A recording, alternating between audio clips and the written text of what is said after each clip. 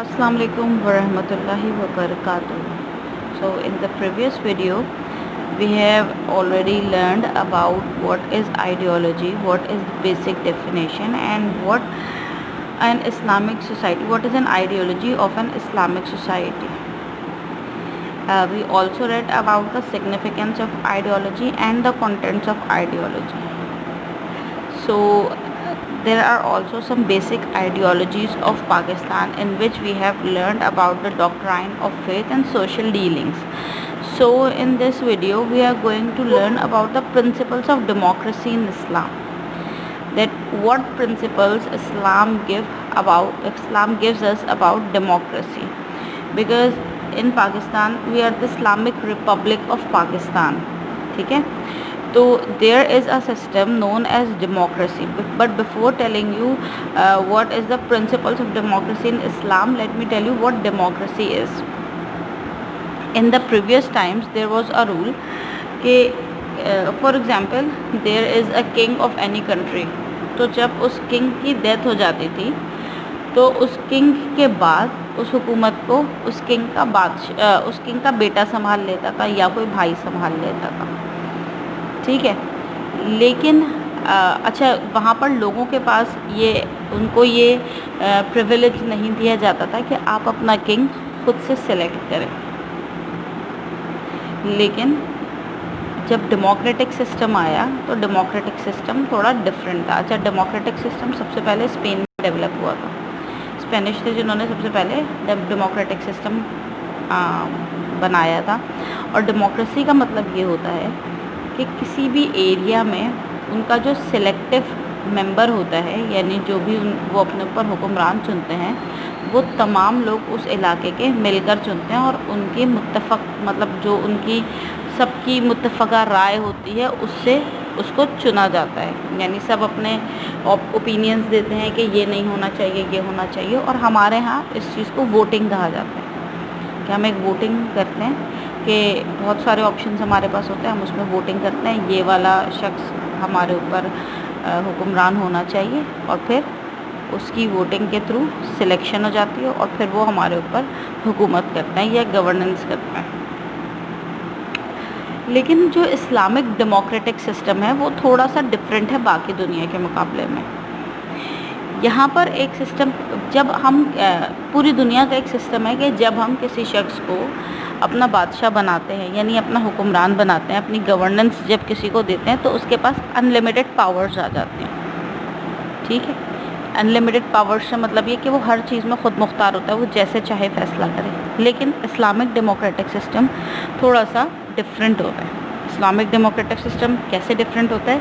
ऐसे डिफरेंट होता है कि सबसे पहला डिफरेंस तो ये होता है कि जब दुनिया में किसी भी जगह किसी को डेमोक्रेसी दे दी जाती है तो वो ये कहता है कि सारी पावर्स तो मुझे बिलोंग करती है. लेकिन हमारे यहाँ सब कुछ चेंज है. हम ये कहते हैं कि सारी पावर्स तो ऑलमाइटी अल्लाह की है, सारी पावर्स अल्लाह ताला से बिलोंग करती हैं और हम सिर्फ इसको संभाल रहे हैं, यानी हम चीज़ों को सिर्फ संभालते हैं. पावर सिर्फ अल्लाह ताला को ही बिलोंग करती है. इसके बाद जब ये सारी पावर्स ये खुद ले लेते हैं, नॉर्मल डेमोक्रेटिक सिस्टम में जब ये सारी पावर्स खुद ले लेते हैं तो सारे डिसीजंस भी इनके अपने होते हैं. ये अपनी अकल के मुताबिक सारे डिसीजंस लेते हैं, उनके अपनी आइडियोलॉजी, अपने फेथ्स होते हैं. लेकिन हमारे यहाँ ये डिसीजंस अलग तरह से लिए जाते हैं. जैसे कि अगर कोई डेमोक्रेटिक पर्सन है तो वो अल्लाह ताला के ऊपर भी बिलीव करता है और फिर अल्लाह ताला के ही बताए हुए रास्तों के अकॉर्डिंगली सारे डिसीजंस भी लिए जाते हैं. फॉर एग्ज़ाम्पल कि किसी फाइनेंस के मामले में अगर डिसीजन लेना है तो फाइनेंस से रिलेटेड जो भी डिसीजंस होंगे वो अल्लाह ताला के बताए हुए अहकामात के मुताबिक ही होंगे.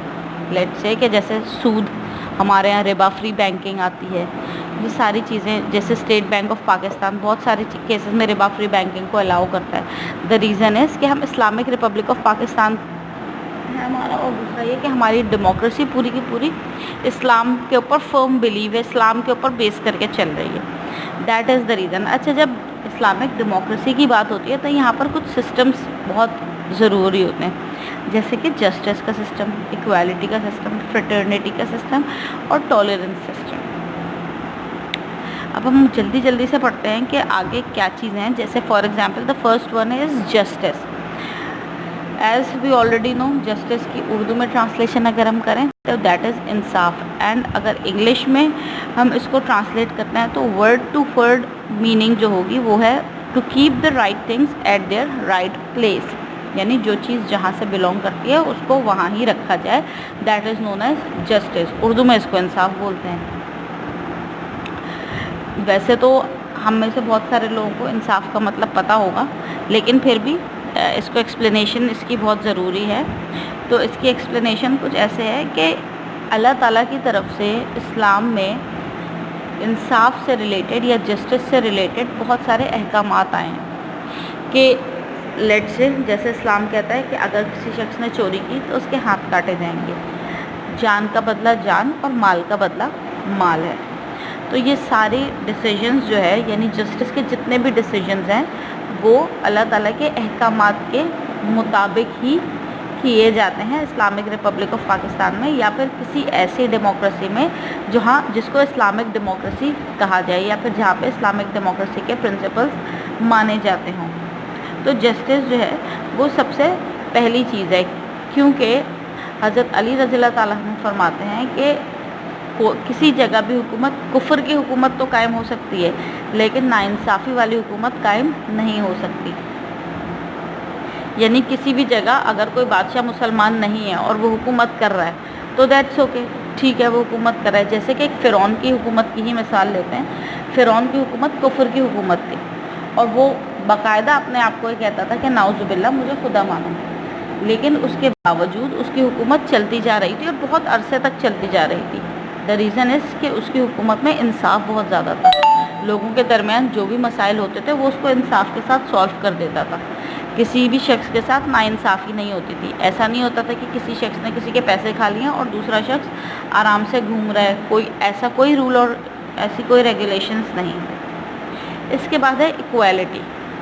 इक्वालिटी का मतलब ये होता है कि सारे ह्यूमन बीइंग्स एक ही रेस से बिलोंग, एक ही बेसिस पे बिलोंग करते हैं और इक्वालिटी उनको दी जाए कि सब लोग एक जैसे हैं, चाहे वो हिंदू हो, चाहे वो मुसलमान हो, या चाहे किसी भी मज़हब से बिलोंग करते हों। देखिए हमारे यहाँ इस्लाम में आमाल की बुनियाद पर और दीन की बुनियाद पर आखिरत में फ़ैसले होंगे, लेकिन जब हमारी दुनियावी मामलात आते हैं तो दुनियावी मामलात में अगर इस्लामिक रिपब्लिक ऑफ पाकिस्तान है तो यहाँ पर नॉन मुस्लिम्स पर कुछ अलग तरह के टैक्सेस ज़रूर लगाए जाते हैं, या फिर वो माइनॉरिटीज़ में होते हैं तो उनको अलग तरह के राइट्स ज़रूर दिए जाते हैं उनकी ज़रूरियात को देखते हुए। लेकिन कहीं पर भी ये नहीं कहा जाता कि अगर कोई शख्स नॉन मुस्लिम है तो ये कम पाकिस्तानी है और अगर कोई शख्स मुस्लिम है तो ये ज़्यादा पाकिस्तानी है। मुस्लिम्स और नॉन मुस्लिम्स सब बराबर के ही पाकिस्तानी हैं, and that is known as equality. अब ये तो रिलीजन पे बात थी कि इक्वालिटी रिलीजियस बेसिस पे, लेकिन इसके अलावा भी हमारे यहाँ इक्वालिटी के बहुत सारे पैरामीटर्स हैं। जैसे कि हमारे यहाँ वेल्थ के ऊपर इक्वालिटी सेट की जाती है कि ये गरीब है वो अमीर है। रंग के ऊपर इक्वालिटी सेट की जाती है, जेंडर डिस्क्रिमिनेशन की जाती है, इसका रंग कम है तो ये कमतर है, इसका रंग अच्छा है तो ये बेहतर है। जेंडर डिस्क्रिमिनेशन है कि ये अगर मर्द है तो ये अच्छा है, ये औरत है तो ये इसके पास राइट्स कम हैं।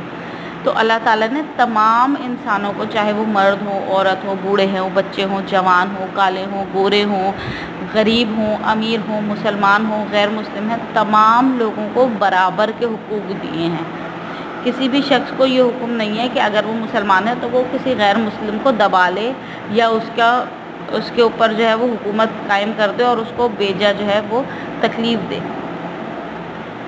तो अल्लाह ताला के रसूल सल्लल्लाहु अलैहि वसल्लम ने अपने आखिरी खुतबे में भी ये कहा था कि तुम सब के दरमियान जो है वो अब कोई रंगो नस्ल का कोई तज़ाद नहीं है, कोई अरबी अजमी का कोई फ़र्क नहीं है, सब मुसलमान हैं और सब बराबर हैं। सिर्फ़ और सिर्फ अल्लाह ताला के नज़दीक बेहतरीन हम में से वो हैं जिनका तक़वा अच्छा है, और तक़वा का फ़ैसला अल्लाह ताला रोज़ क़यामत करेंगे।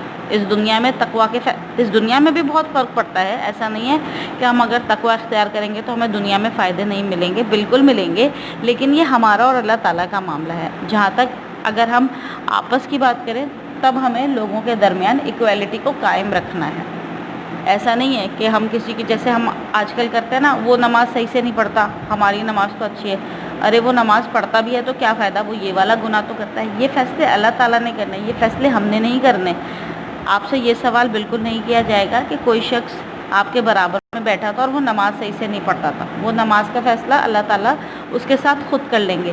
ہاں، لیکن اگر آپ کھانا کھا رہے ہیں اور آپ کے برابر والا شخص بھوکا بیٹھا ہے تو اللہ تعالیٰ آپ سے اس بارے میں ضرور سوال کریں گے کہ کیا تم نے دیکھا نہیں کہ تمہارے برابر والا شخص بھوکا بیٹھا تھا؟ کیا تم اس کو کھانا نہیں کھلا سکتے تھے؟ یہ آپ سے کیے جانے والے سوال ہیں. تو ہمیں اس چیز پہ بلیو کرنا چاہیے کہ جو سوال ہم سے کیے جائیں ہم اس کا جواب دے پائیں، نہ کہ ہم ان سوالوں کے بارے میں فکر کریں جو کسی اور سے کیے جانے ہیں. کسی اور کی نماز، کسی اور کا قرآن، کسی اور کا روزے کے سوال و جواب وہ خود دے گا، ہم نہیں دیں گے. ہاں، کسی کے حقوق ہم نے غصب کر لیے یا کسی کا دل اگر ہم نے دکھا دیا، کسی کے ساتھ جینڈر ڈسکرمنیشن کر دی یا کسی بھی طرح کی ڈسکرمنیشن کر دی یا ایکویلٹی اگر نہیں دکھائی تو اس کے جواب ہمیں ہی دینے ہیں. So the next topic is fraternity. Fraternity کا مطلب ہوتا ہے بردرہڈ، یعنی اردو میں اگر کہیں تو بھائی چارہ. بھائی چارے کا مطلب یہ ہے کہ ہم جس طرح اپنی خوشیوں کا، اپنی چیزوں کا خیال رکھتے ہیں، بالکل اسی طرح اپنے بھائیوں اور بہنوں کی خوشیوں کا بھی خیال رکھیں.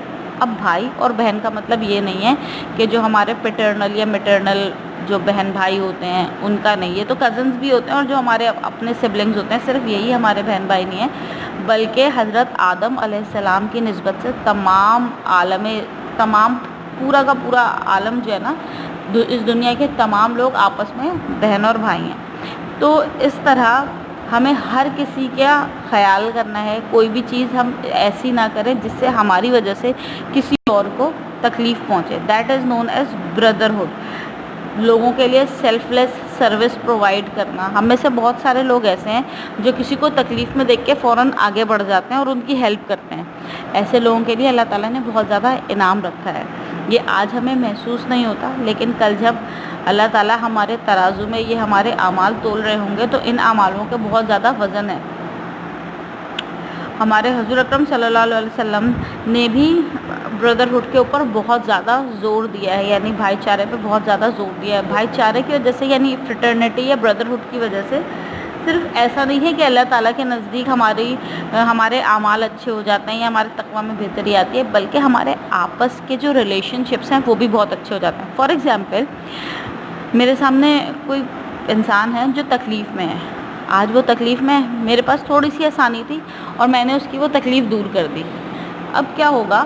نہ صرف یہ کہ اللہ تعالیٰ کے نزدیک میری عزت بڑھ گئی، اللہ تعالیٰ کے نزدیک اللہ تعالیٰ کو مجھ سے اور زیادہ محبت ہو گئی کیونکہ میں نے اس شخص کی تکلیف دور کر دی. نہ صرف یہ ہوگا بلکہ اس شخص کے دل میں بھی میرے لیے یقیناً محبت ضرور پیدا ہوگی، کیونکہ ظاہر ہے میں مصیبت کے وقت اس شخص کے کام آ گئی تو کہیں نہ کہیں وہ شخص بھی میری عزت کرے گا. تو اس طرح کیا ہوتا ہے کہ اللہ تعالیٰ کے سامنے بھی ہماری عزت اچھی ہو جاتی ہے اور اس شخص کے سامنے بھی ہماری عزت اچھی ہو جاتی ہے. تو ایک نہیں بلکہ دو فائدے ہیں.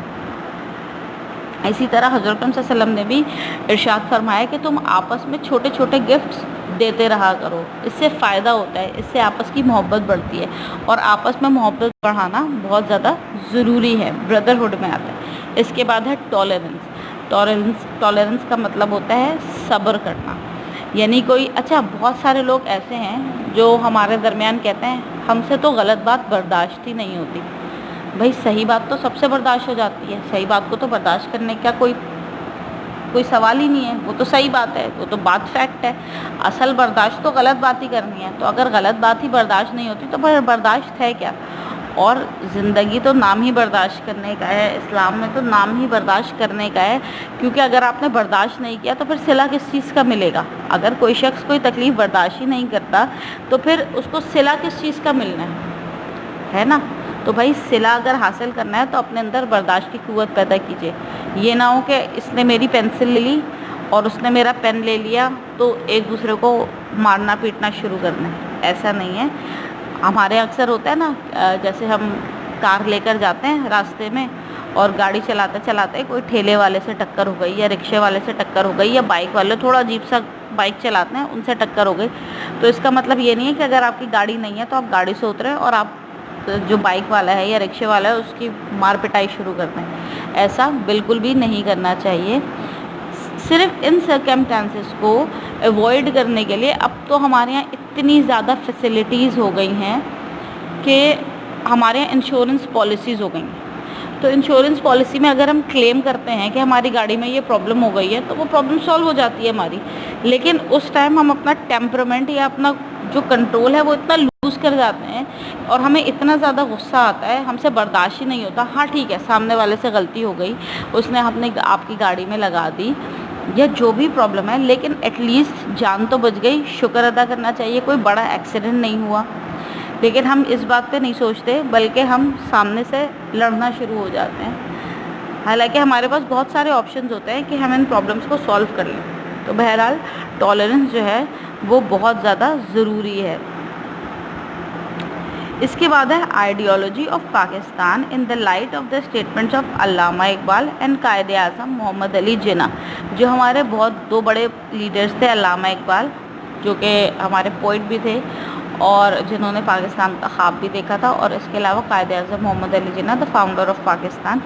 ان کا بھی کچھ اسٹیٹمنٹس ہیں اور ان کے اکارڈنگ آئیڈیالوجی کیا ہوتی ہے.